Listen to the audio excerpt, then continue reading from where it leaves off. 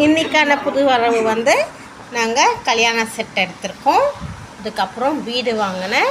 அதுக்கப்புறம் இந்த மாதிரி உரல், அதாவது அரிசி எது பண்ணுறாங்க. அப்புறம் இந்த பொம்மை, அதுக்கப்புறம் மாடு அது வாங்கியிருக்கோம்.